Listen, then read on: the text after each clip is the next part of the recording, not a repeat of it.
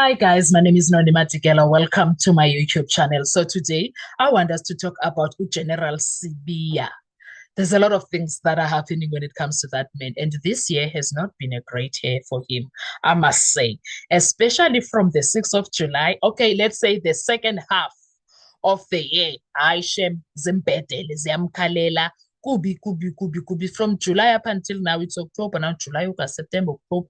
He's been going through it. Okay. He's been going through a lot when it comes to his job. Just on, I think, in all levels of his life. Kumadima sana kuhamba moyeni kufamba moyeni kunzima.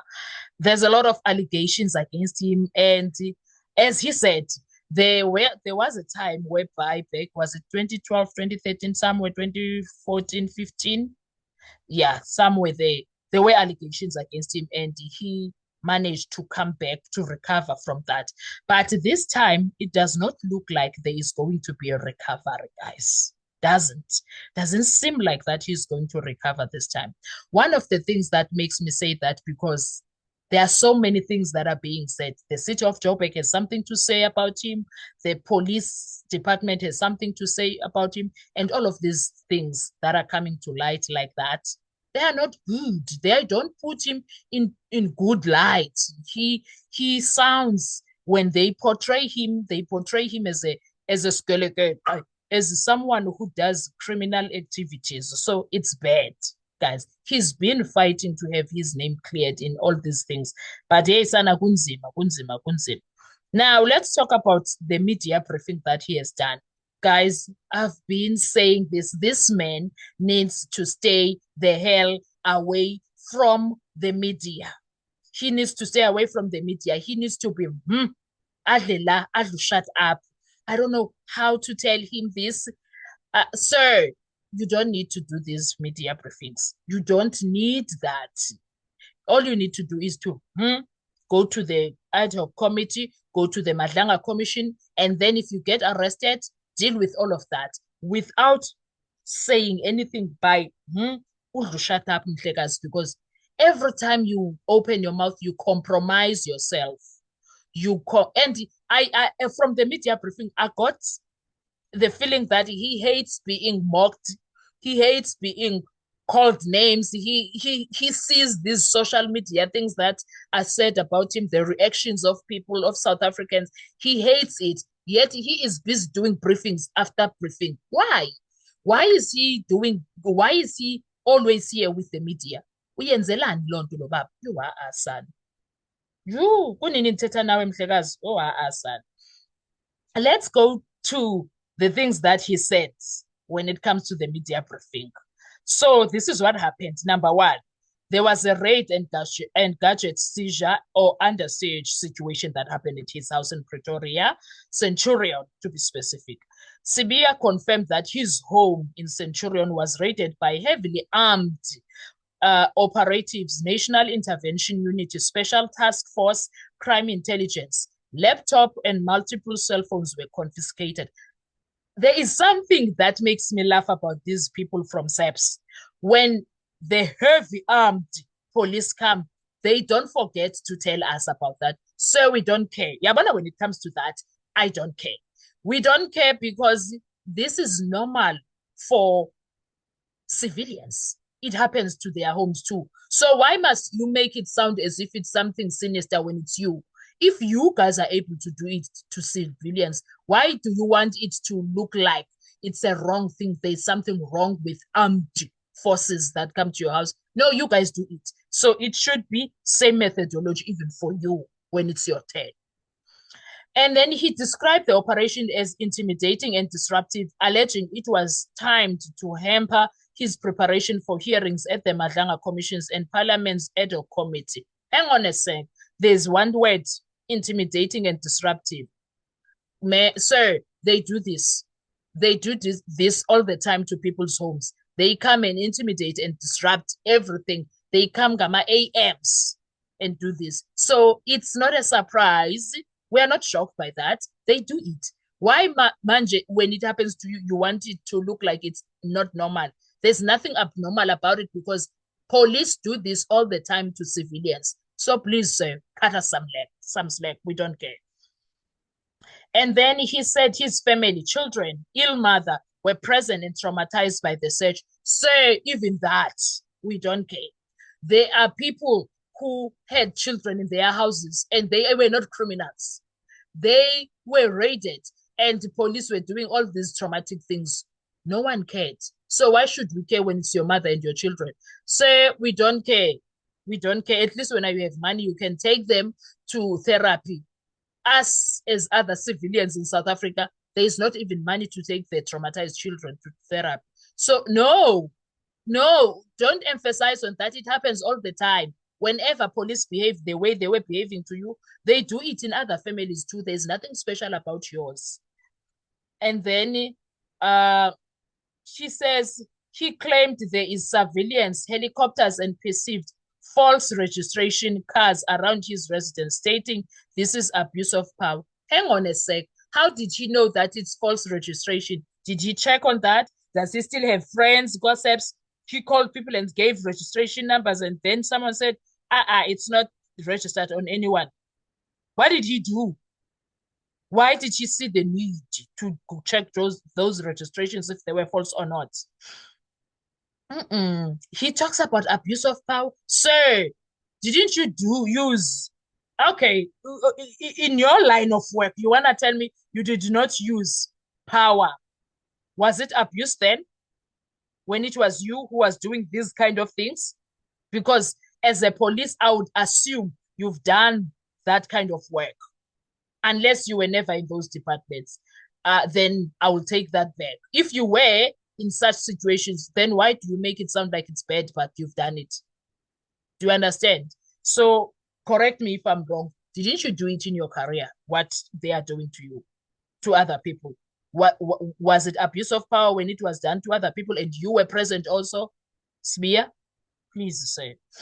And number two, the second thing that he mentioned was he is refusing to resign and challenged to be they must fire him. He challenged them to fire. Sibiya said empathetically, I will never resign. They must fire me.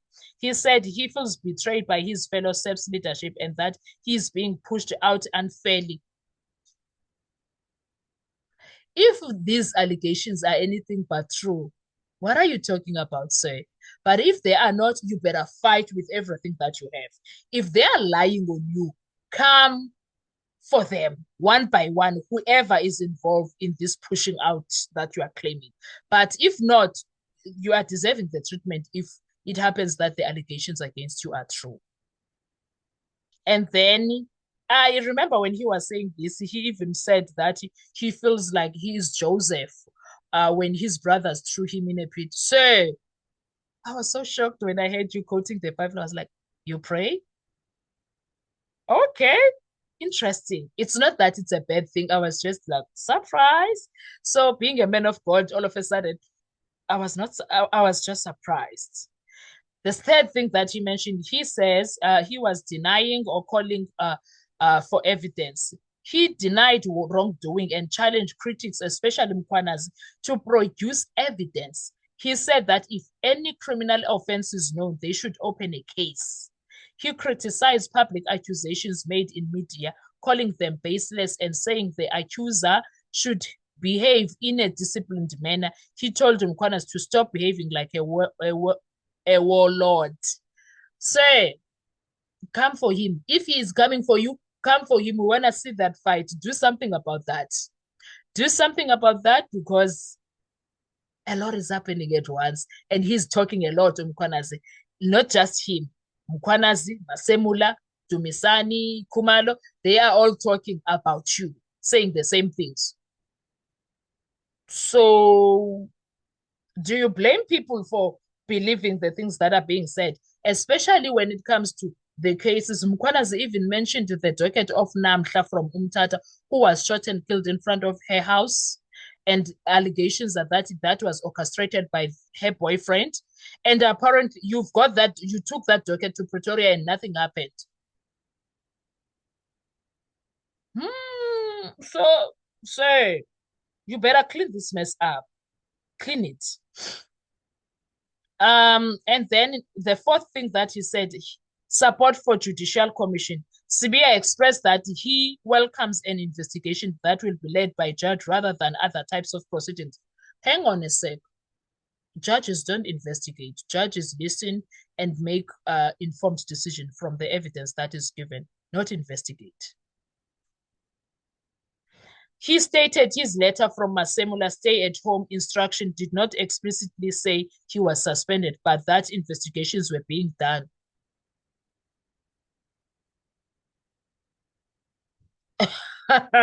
But you are suspended. When you are told to stay at home, you are being suspended, sir. Unless, of course, we don't understand things the same.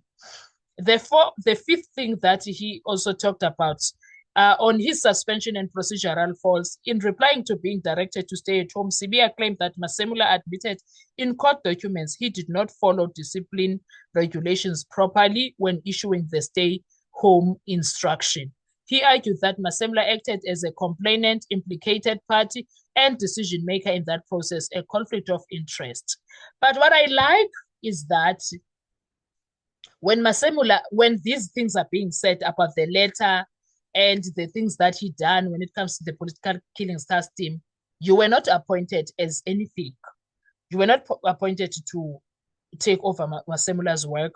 And then you went as far as being busy distributing the letter and forcing things to happen, calling off 121 dockets from KZN to Pretoria. A lot of things that you've done. And even the MPs, even the Madlanga Commission, when they were talking to Abo Masemula, the one thing that they talked about is that why was he not charged for something? For whatever, for insubordination, he needed to be charged because you were busy going above Masemula at all costs. Everything that is being said about you, say, seems to be you disrespecting Masemula, ungamboneli intweni, ungamazeli kwansani. So go bad. Things are not looking good for you, sir. But what I can say, stay away from the media. Stay away from also the social media. Focus on your evidence that you are going to give and wait for your arrest if it's going to happen. Because this is South Africa. And also, if you've got skeletons of other people, I don't see you getting arrested, sir. I see you surviving this. I see you surviving this. Okay? So it is what it is, guys. What are your thoughts when it comes to this? I want to hear your views.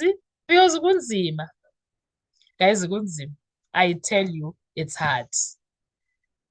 It's hard for Sibiya. He's been going through it from July, August, September, October. It looks like the entire year is going to be very bad for him. Will he survive this, though? Do you remember that there was that guy from what you call this place, City of Joburg, that spoke about him? City of Joburg had something to say. So I'm just wondering if it's I don't know, guys.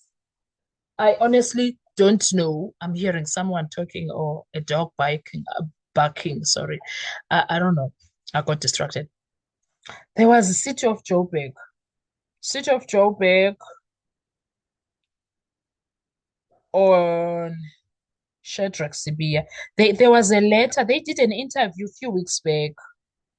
They did an interview, which I feel, so it doesn't look good. Doesn't. Here is what they said. Here is what the City of Joburg, it has been involved or linked to matters concerning Shadrach Sibiya, including historical roles, letters, warnings, and how the city has positioned itself publicly. A City of Joburg's relationship to and actions regarding Sibiya. Number one, historical appointment and role in Johannesburg government. On the 11th of November 2016, the City of Johannesburg formally announced Shadrach Sibiya as the head of its anti-corruption unit within municipal government. In that announcement, the city then, under Mayor Herman Mashaba, declared corruption public enemy number one, and gave Sibiya a mandate to investigate tenders, conflicts of interest, and irregularities in city entities. The city expressed full backing for his independence and authority to pursue investigation even within the city's own structures. Earlier, Sibiya had worked in national law enforcement structures, SAPS, Hawks, etc., before moving into the municipal anti-corruption domain in Johannesburg. Okay. Number two, allegations, warnings, and correspondence from the city. As part of the current database over Sibiya's fitness and past conduct, the city has come up in testimony and media as having sounded warnings about him during his municipal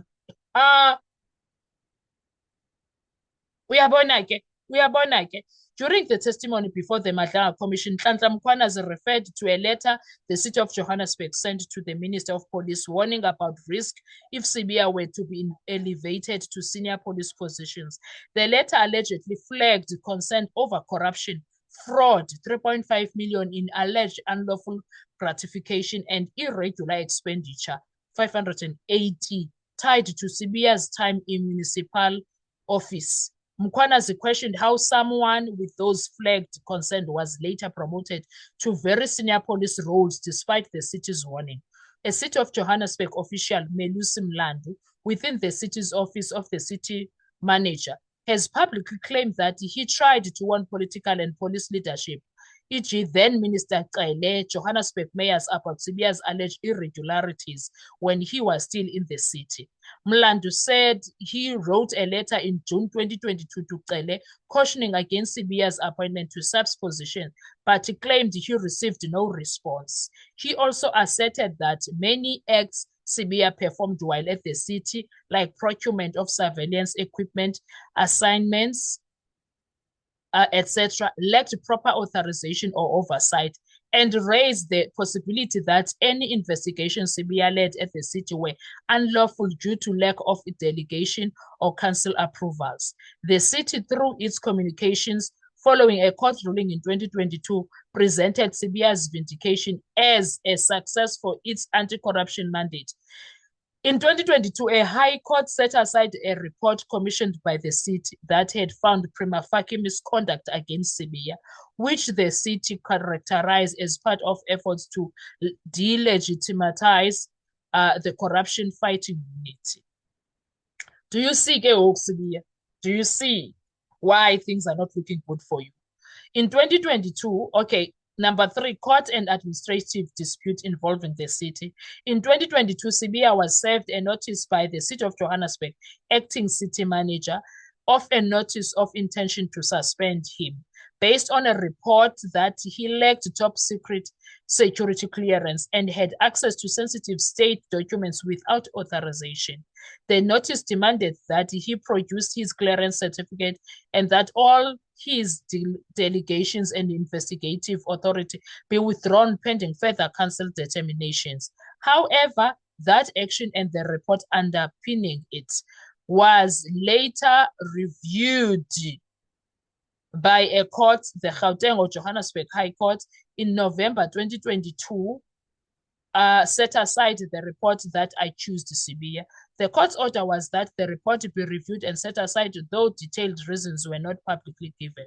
The city, in response, claimed that the attempt to discredit Sibiya was part of a coordinated effort to undermine GFIS, the city's group forensic and investigative services, and stifle corruption investigation within municipal structure. What this means in the current context, the city of Johannesburg has been used in multiple testimonies and public arguments to suggest that Sibiya's past in municipal anti-corruption oversight was not uncontroversial, that there were red flags long before his elevation in the national police structures. The city the city's warning letters and internal administrative actions, e.g. 2022 suspension notice, provide a foundation for critics to question Sibiya's trajectory into senior policing.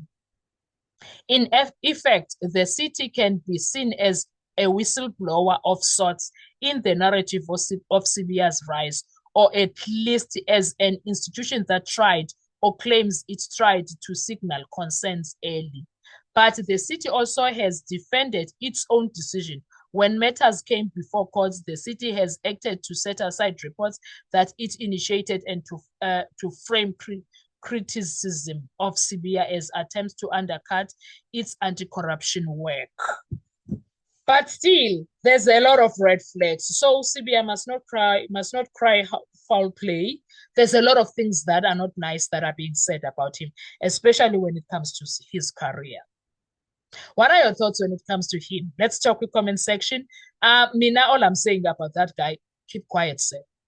Keep quiet, go to these commissions, ad hoc committee, parliament, and if you get arrested, handle it like a man. That's it. Thank you so much. I will see you on our next video. Enjoy your day. Bye-bye.